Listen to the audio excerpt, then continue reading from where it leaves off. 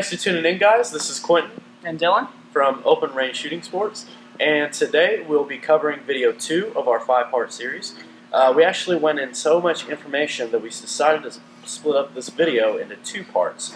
So this first part, we're going to be covering blade styles. Hope you enjoy. Okay, guys, so the first type that we're going to look at is the standard blade shape. So this is going to be pretty adequate in tip strength. Piercing ability is going to be pretty decent, and then your cutting edge is going to be pretty awesome because you have a lot of plain edge there that you can utilize if it is a plain edge blade, and then you have a pretty decent upsweeping belly there that you can use as well. And then your resharpen ability is going to be pretty good as well because since it's kind of a linear blade, it's going to be very easy to get those swipes on the edge there. This is a standard blade type because again there's not anything too fancy about it. You have just the spine on the blade, a direct line instead of a downward edge, kind of like what you would see in a drop point, and that's pretty much it about a standard. Overall, it's a good overall use blade style.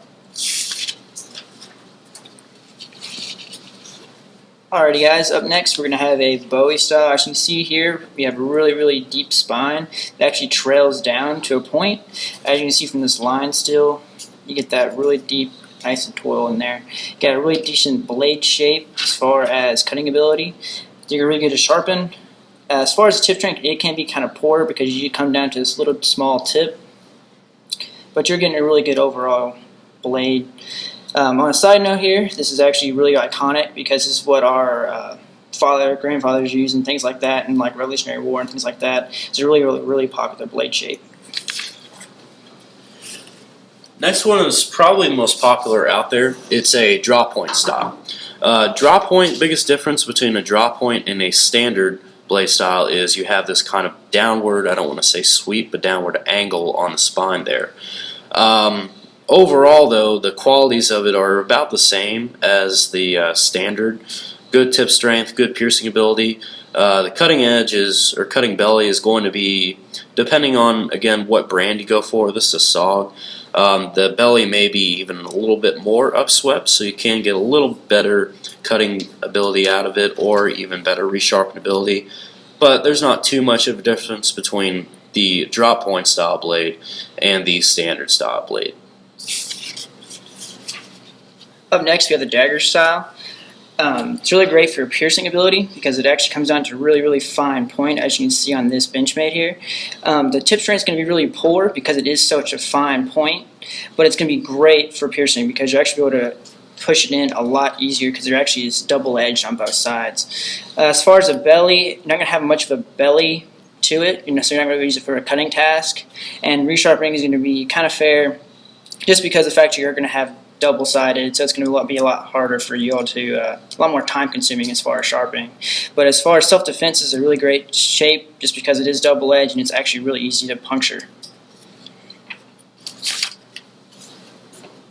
On the note of dagger style, we do also have the Spearpoint style, which is essentially the same, but there are a couple differences. Typically with your dagger style, you're actually going to have both edges sharpened. With Spearpoint, sometimes it may be the case, sometimes not. In the case of this Benchmade here, only one side is sharpened. You have an unsharpened swedge on the top, but the property is going to be essentially the same as the Dagger. Tip strength is going to be adequate for the job that you might need it to, which obvious philosophy of use for something like this would be, self-defense. Piercing ability is going to be pretty on par because there's not that much stuff dragging against the blade as you puncture something.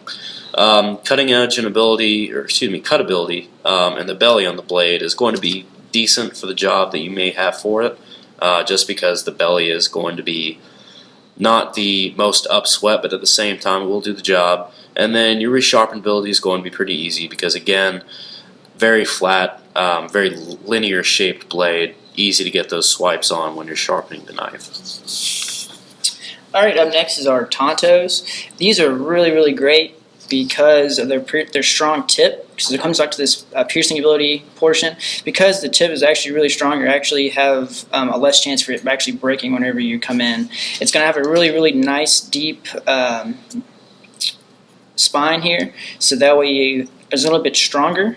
Your blade shape as far as the belly and cutability here is going to be kind of a little bit more limited because it's getting kind of a standard, kind of like the Spearpoint, but you're getting that same strong pierceability with it, which is really, really nice. And on a side note too, we'd also like to show the difference between the Americanized Tanto, which is kind of seen as a very, very slight upsweep. On the Japanese, you can kind of see how it's slight cutability belly, but then it comes straight up in a really deep sweep. This is really good for actual cutting as well, because you kind of get this upsweep as far as cutability. Now your point is going to be just as strong, but you're actually getting a little bit more cutting area with it. Next up is going to be the recurve style blade. Recurve is pretty synonymous with the Nepalese kukri. You'll see a lot of knives that try to copy off of that philosophy. For this Emerson Commander, for example, the distinguishing feature about the recurve is you actually have a portion of the blade that goes forward and then sweep back again. So that's going to make the cutability and chopping performance of this kind of knife pretty sweet.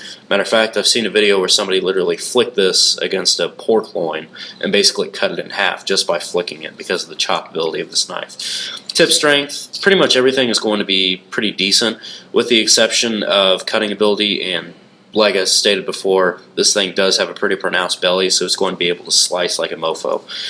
Then you also have resharpen ability. That's the only hard part I want to say about the recurve.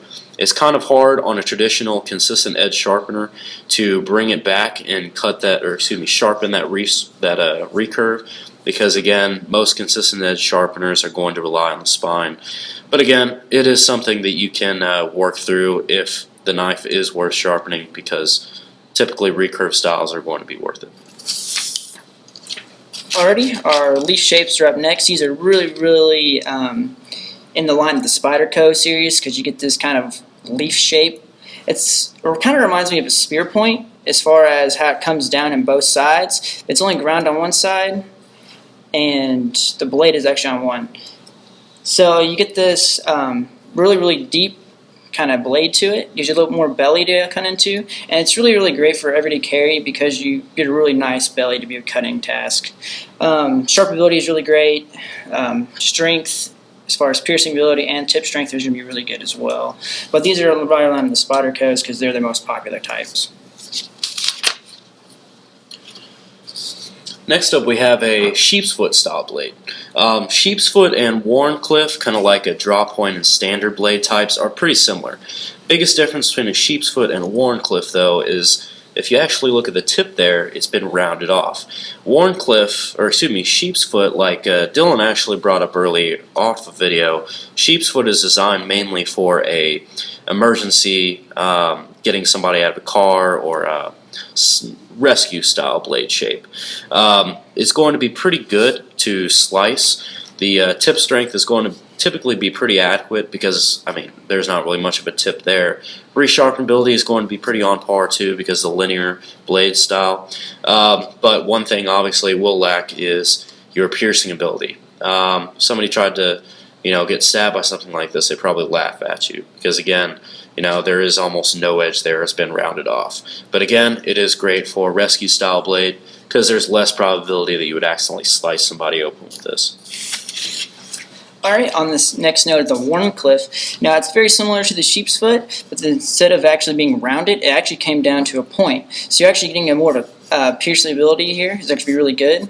Now tip strength's actually going to be kind of fair. I actually broke the tip off this leak, and I haven't ever fixed it, but you are going to get a little bit finer tip, and it will probably break off on you. It is good for self-defense because you can use that tip as a self-defense style as far as piercing. Resharpening, it's good just because it's standard straight edged, so it's really, really easy to take to a stone or anything like that might need to be resharpened over time. But it's a really neat take on the sheep's foot. Next up we have something that's pretty cool to look at. These are what are called trailing points or Persian style blade types. These things, like the name suggests, have a pretty sweet trail point to it. That makes your sliceability or cuttability excellent because it's something that you're going to have a little more surface area as you're trying to cut something. They're also really cool to look at. So your tip strength is going to be adequate, as well as your piercing ability. It's going to be pretty sweet too because, again, I mean, there's not a lot riding there as you pierce something. Sliceability, obviously, you know, it'll do the job pretty well because a Persian style was meant to slice. And then your sharpen ability is going to be not the best, especially compared to a drop point, but it's still going to be a lot easier to do compared to like a recurve style blade. So again, this is something to definitely look for if you're going to be slicing some stuff. Alright, next is the Hawkbill, which is basically where they taken a Persian and just did it backwards. They actually put the grind here. And you see it's a lot on self-defense knives because it's actually modeled for a tiger claw.